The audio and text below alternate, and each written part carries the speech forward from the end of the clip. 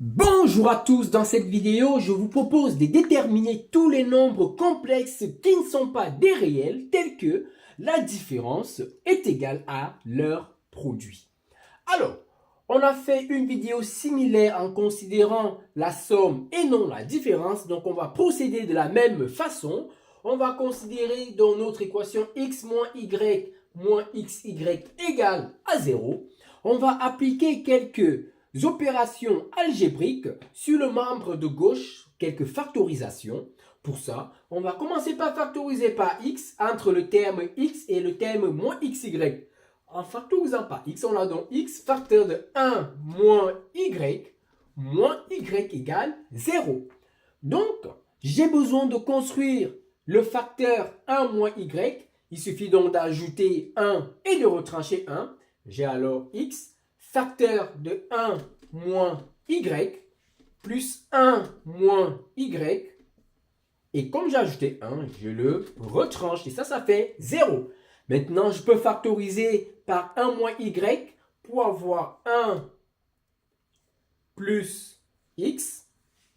Facteur de 1 moins y égale 1.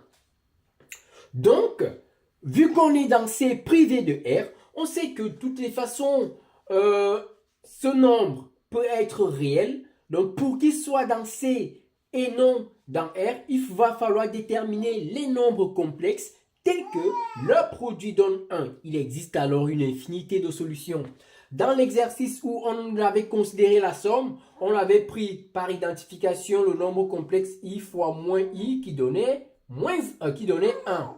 Donc, dans cette vidéo, on ne va pas prendre le même nombre. On va prendre plutôt soit alpha dans R, soit alpha appartenant à R, étoile de préférence.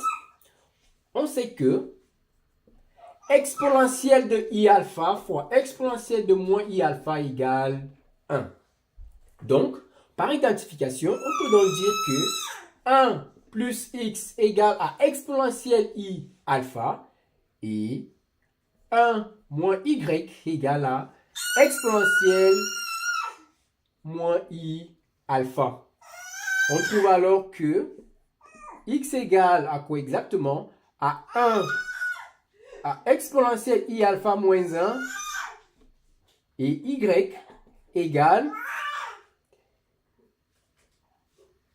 1 moins exponentielle moins i alpha. Donc, si on change l'ordre en posant 1 plus x égale exponentielle moins i alpha et 1 moins y égale à exponentielle moins i et exponentielle i alpha, on va trouver x égale à exponentielle moins i alpha moins 1. Donc, on va trouver dans ce cas x égale à exponentielle moins i alpha moins 1 et y égale à 1 moins exponentielle i alpha. Donc, on a déterminé deux couples solutions qui vérifient notre équation. Il existe une infinité. Je vous laisse les proposer en commentaire. Merci.